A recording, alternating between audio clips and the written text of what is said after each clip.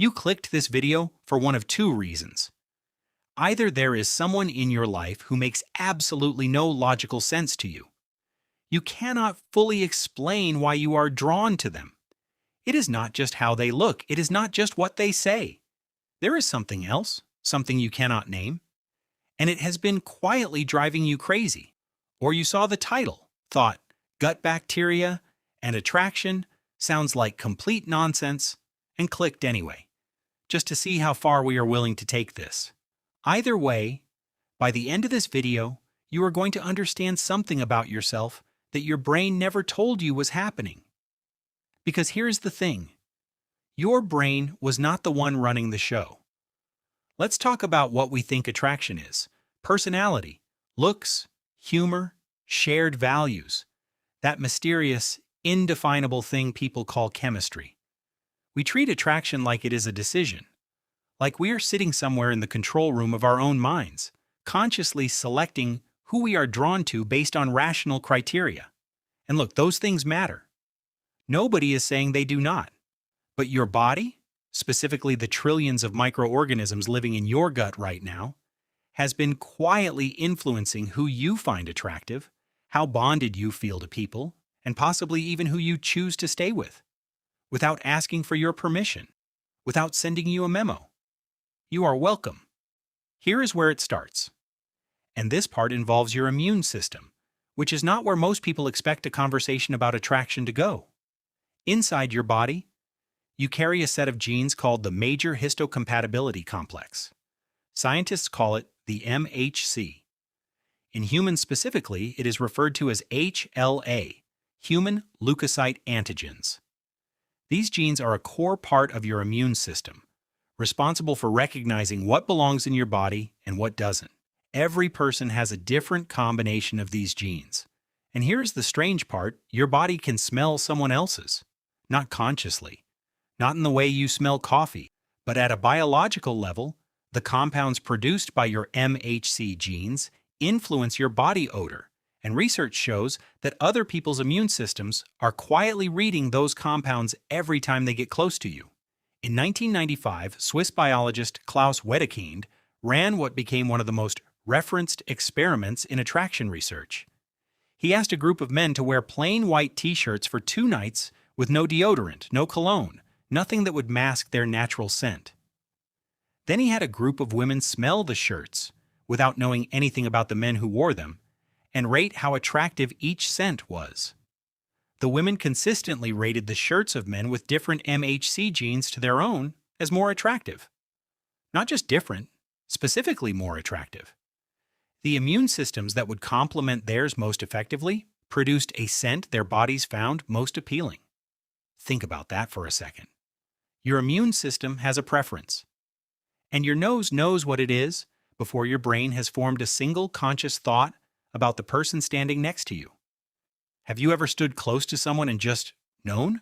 Before they said anything particularly interesting, before you had any real reason to feel what you felt. That might not be some mystical force at work. That might be your immune system doing a very fast, very quiet calculation you were never consulted on. This has now been replicated.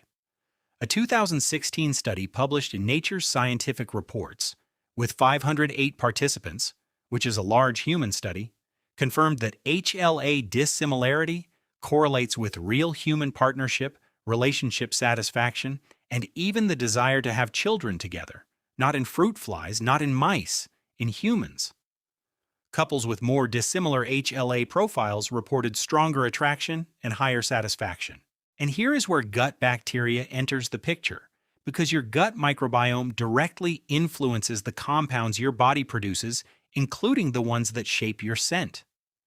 The bacteria living in your gut are partly responsible for generating the chemical signals that other people's immune systems are reading, which means your microbiome is not just affecting your digestion, it is contributing to the first impression your body makes on someone else before you have said a single word.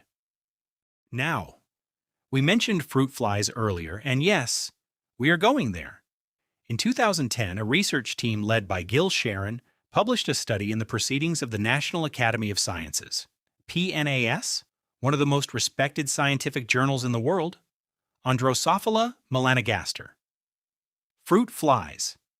They raised two groups of flies on completely different diets.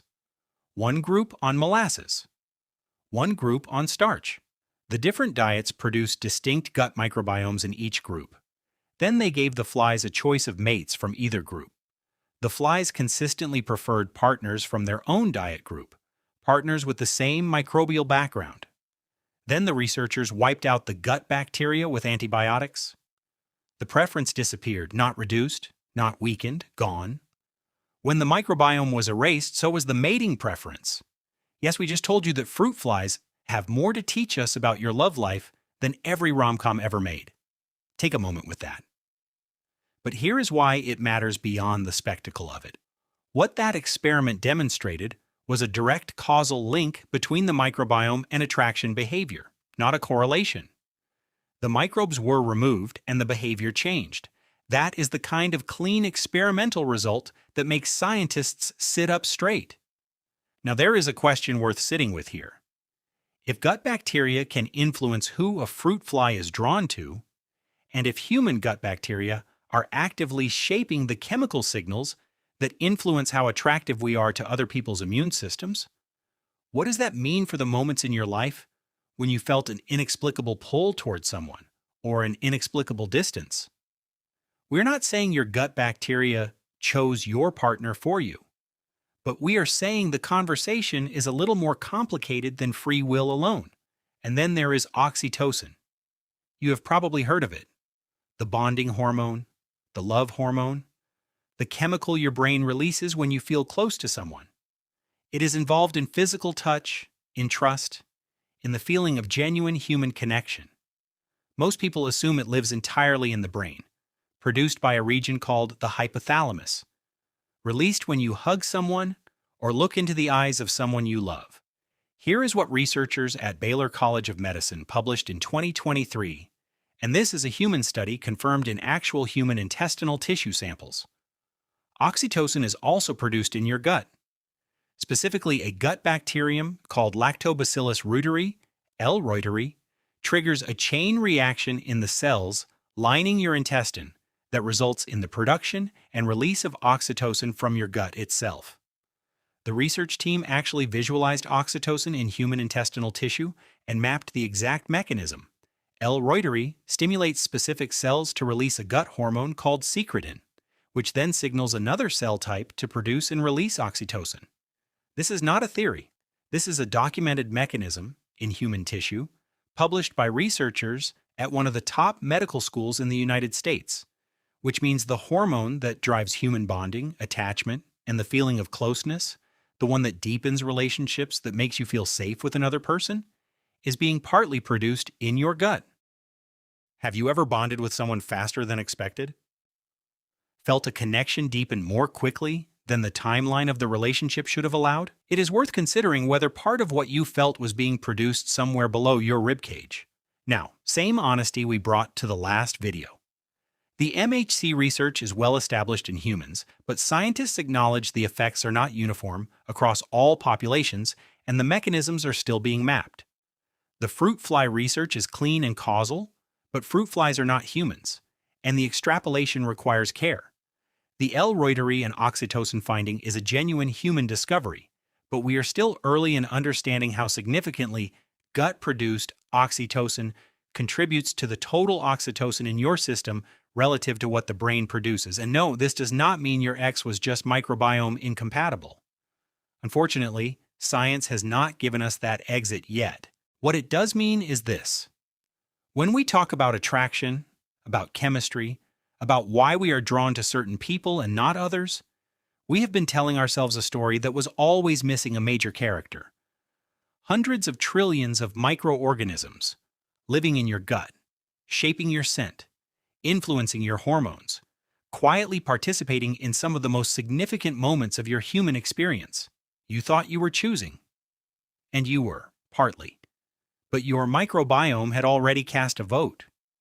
The conversation between your gut and your heart has been going on your entire life. We are only just beginning to read it.